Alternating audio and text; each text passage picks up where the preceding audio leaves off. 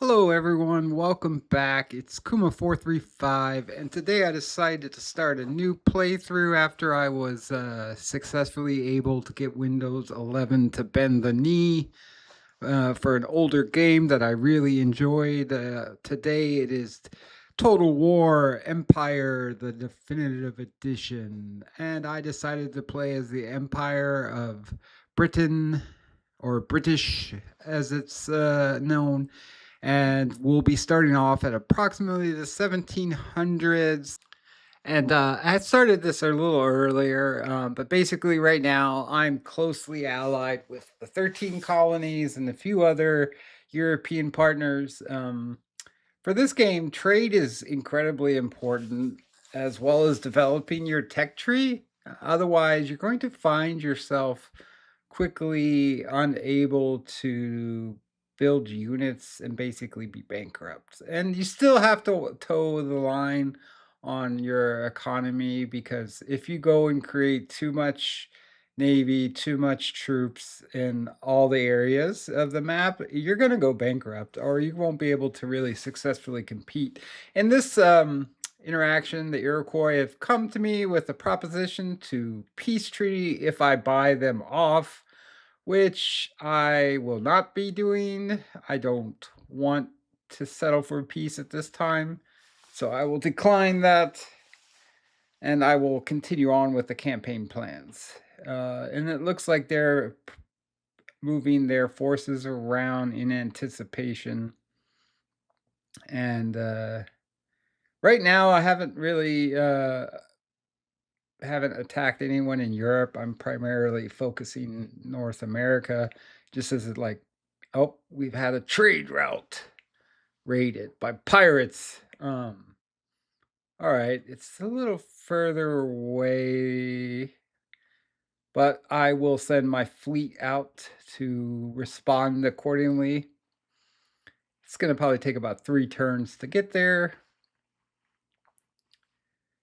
Let's see. All right, we have the fleet in North America, which is just disembarked their troops. It's not a bad mixture of troops. Okay, that's our port, but it looks like we are about to lose that to them. But right now, so I have an option to siege this settlement or attack it. And generally, I like to siege it because you can offer to demand a surrender, but they're usually going to refuse. And if I attack right away, the Empire Total War restricts you to either 30-minute battles or 60 minutes. And sometimes it doesn't give you enough time to take over the city and then you lose. So I generally like to allow the AI, or the CPU, computer controlled characters, to control their destiny and attack me. All right, so let's see what we can't really do too many upgrades in there. I don't want to the road. I will. Let's see. Yeah, I'll go ahead and do the road just because it'll help speed the trade and the military movements. Um, the problem with this location in comparison to the area of the conflict is it takes going through the forest. It takes probably like 6 moves to get to there. So I think at this point, I am going to focus more on defense and try to take over a settlement and recruit armies out of that local area versus bringing them. I might change my mind as we go, but we'll see. Okay, let's see. It looks like we've done just about everything. We have our troops in place. Let's go ahead and end this turn. I think. Yeah. Yeah. Let's go ahead and end the turn and see what our enemies do. What do you guys think about, like, how, if you've played this game before, showing the enemy movements, or do you like that or not? Sometimes I like it, but when I'm in for time constraints, I don't always enjoy that. I could always just do without it. Let's see. Our allies have been attacked. So it's going to be, ooh, Spain. Yikes. Yeah, we'll enter the side on the allies as allies, but um, primary reason is there's not that many countries you can build trade routes with, either because their other ones are opposed to you, or just due to the limitation of numbers. And like I was saying earlier, you really need to have a good trade economy, otherwise you just won't be able to conquer your enemies as easily. So I'll enter on the side of the allies, and we'll see if I can help them out. Let's see. Just about our turn again. Sweden. Okay, I'm not seeing a big footprint for the Iroquois, so I'm wondering where the rest of their units are. I'm a little worried that I'm going to be stumbling into an ambush in the fog of war, but we'll see. Barbary states. Oh, another ally attacked. Okay. Yeah, we're into the side for the allies. The world quickly seems to be spinning out of control.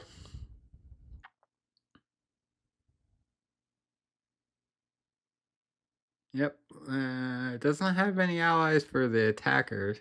So, all right, let's see.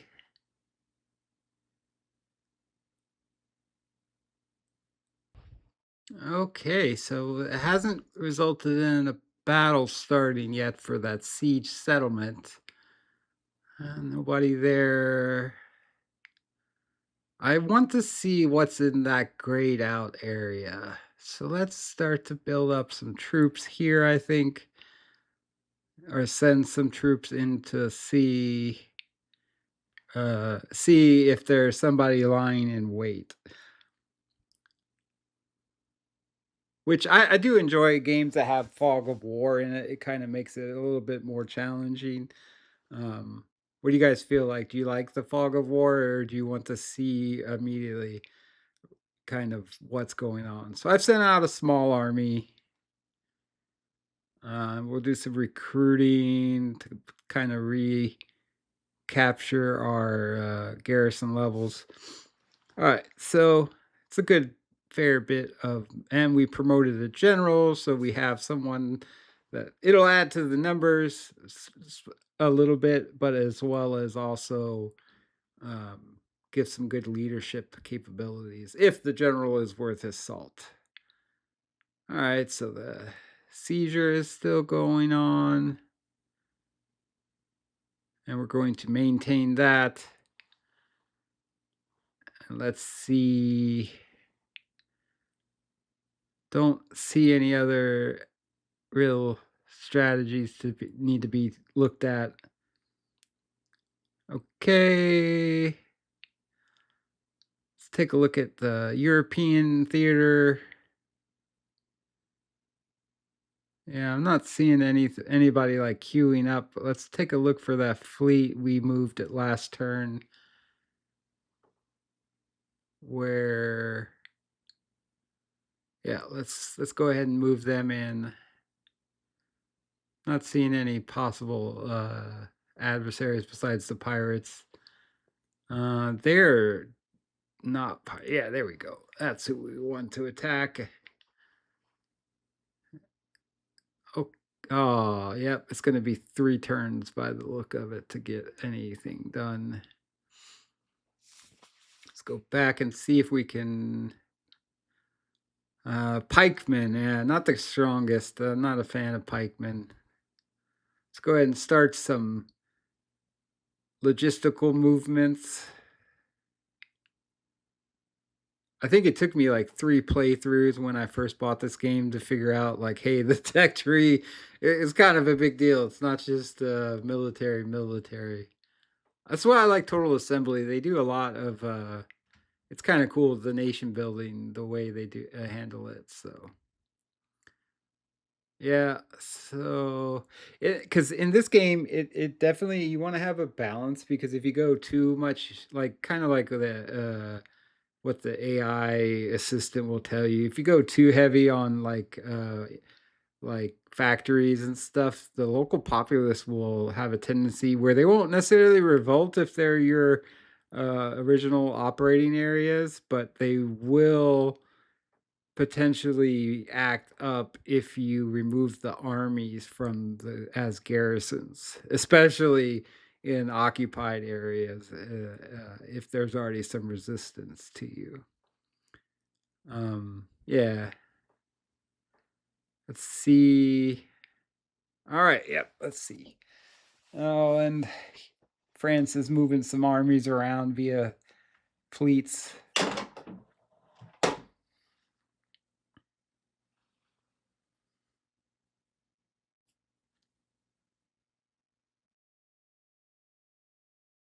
All right.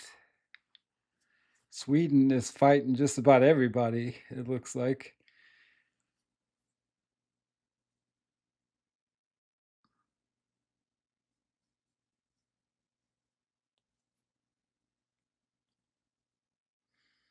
Louisiana sent the Navy out.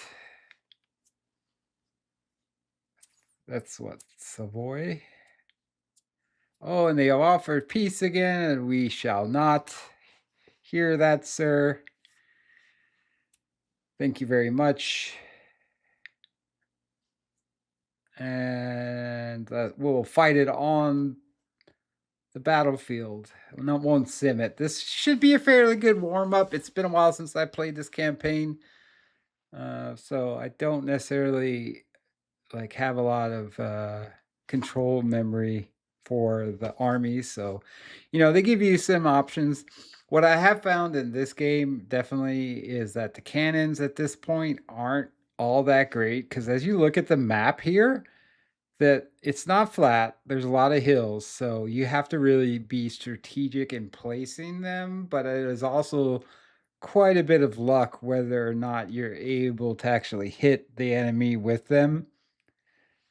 Just because it's not like a smart weapon. It doesn't gonna indirect fire on them. So and you also have to protect them too. So I don't as you see my army there, I have what we have nine units if I'm counting right. Um no, 3, 6, 10 units. So there's space for another 10 units in under my direct control. So I don't have a huge footprint where I can guard those cannons. So I don't want to put them closer to the edge of my deployment area because otherwise they may be vulnerable to the attack because you don't know how the enemy is going to how they're going to start off their deployment either. So I'm going to put some infantry around the cannon edges just to try to protect them and persuade the enemy not to think about straight on rushing them.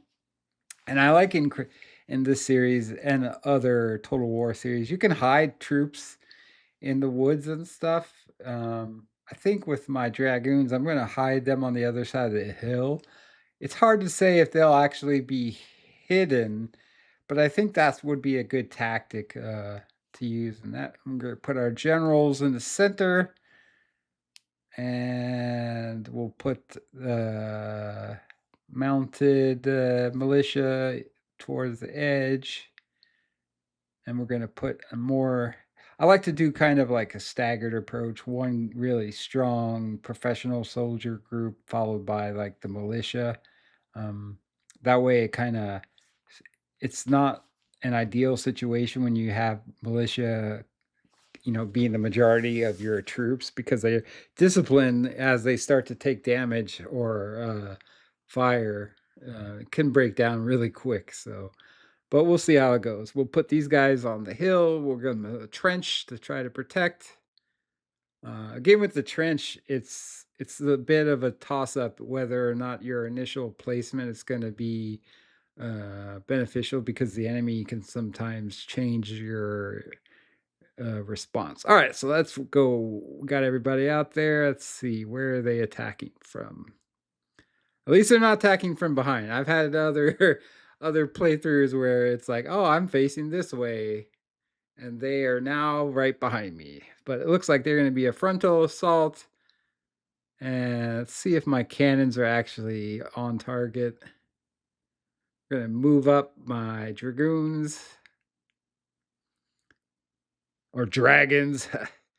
Yeah, we're going to move them up and see if we can catch their military off guard.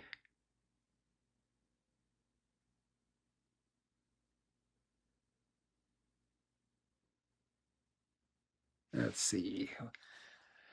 Yeah, we're not really hitting them with the cannons. Kind of like we're getting a lot of close. I feel like if that was a real battle, having cannons hit like 10 feet away from you would be a bit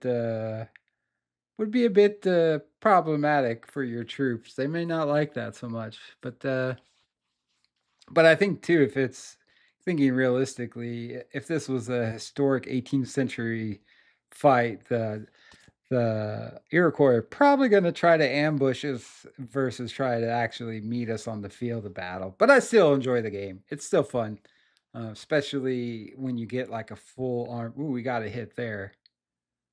Especially and the general did not, or the chief did not like that hit, so he's gonna hold back. Especially because it's not a lot of games that are like kind of like turn-based strategy slash real-time strategy in the battles. So Total Assembly fills a good niche, I think, with their games. Let's see. Yeah. Okay, they're going to full out sprint now, seems like. At least that unit. It seems. Oh, man. Yeah, they're coming up on that hill, so cannon's about to probably be deflected if it can even get close.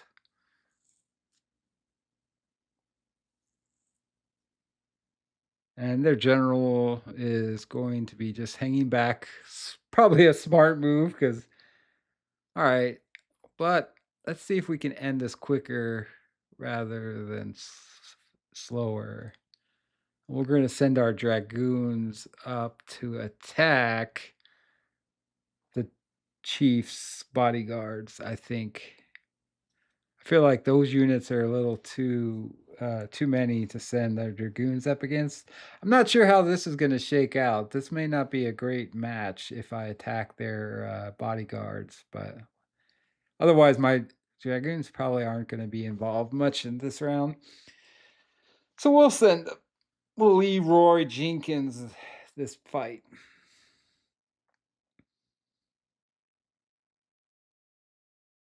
Yeah, still not hitting them with the cannon very well. Getting a lot of close calls, but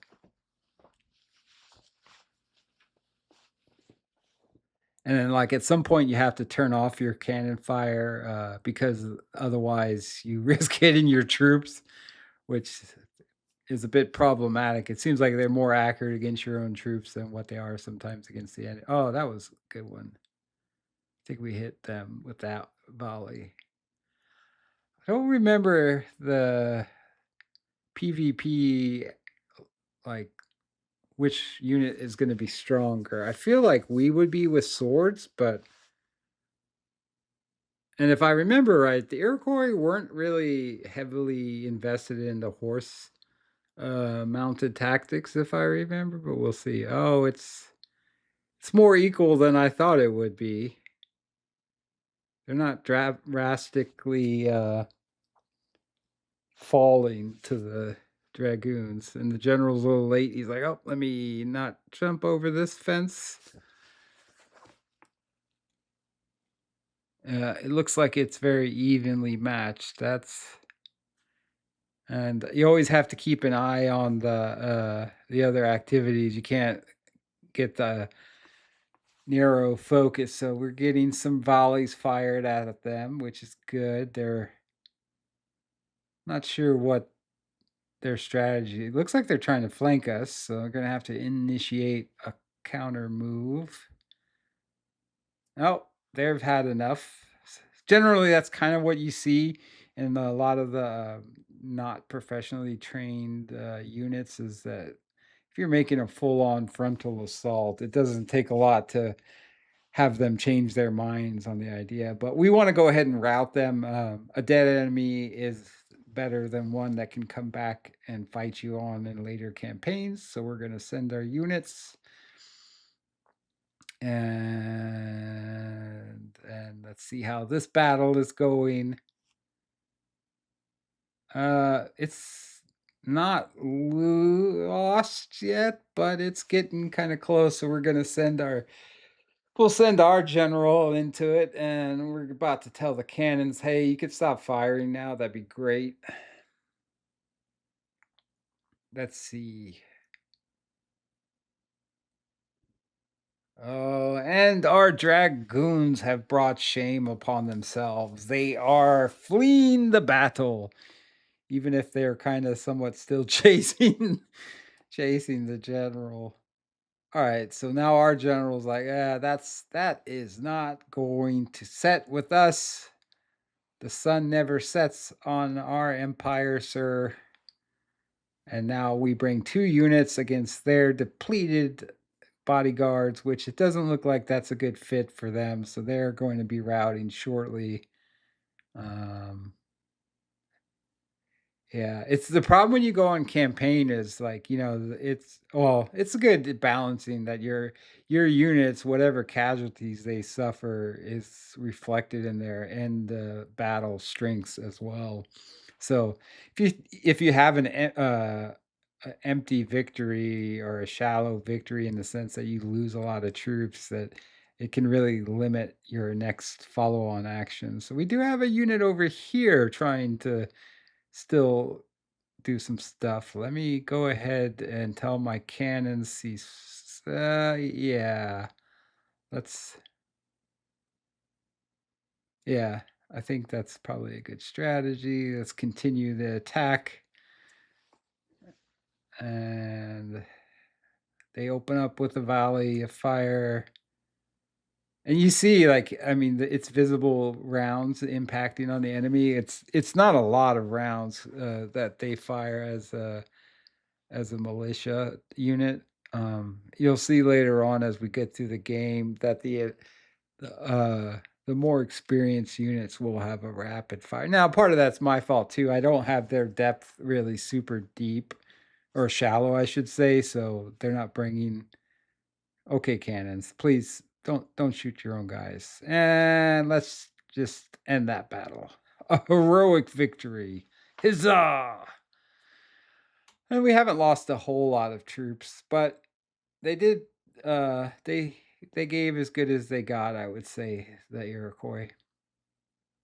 And let's see. Since that battle took place out of our turn of operations, we'll let the other computer and the Barbary states want money for peace. No, sir, we shall not. And our path is blocked. Oh, okay. Yeah, it's just that's strange. But we're since we're at war, we're going to become pirates ourselves.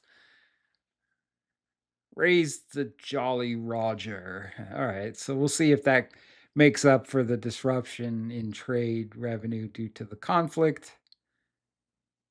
And settlement captured. And we got some new units. We have some infrastructure built. And we have a new ancillary gained. Let's see. Okay. Yep. Let's see. All right. So let's. That seems. Do we? I'm gonna send my. See, you see how little he traveled in one turn. It's not a lot, and to get over to there, it's gonna take some time. Let's take a look at. That's not ours. Oh, so we can replenish. Let's top off of the shameful dragoons, I think. Yeah, let's top them off. They're not going to be worth much without. So, um, As you can see, we're able to top them off, but we're not able to recruit at this time. So that's a bit problematic because I would like to add some residual forces to stay behind as a garrison. Yeah, it looks like maybe because that building is damaged. So in any case, or it needs to be under our control for a while before we can recruit out of them, which makes sense if that, I don't recall if that was a long-standing Empire asset or if that was um, always Iroquois. I feel like that would have been a 13th colony. But in any case, we'll go ahead and end it there, folks. This is a little bit longer of a playthrough, and I'll still be continuing the Crusader Kings playthroughs as well. I just wanted to expand our options if you don't find that being a good fit. And stay tuned as always. Thanks again for watching. And please like and subscribe. It really helps us grow as a new channel. Thanks, everybody.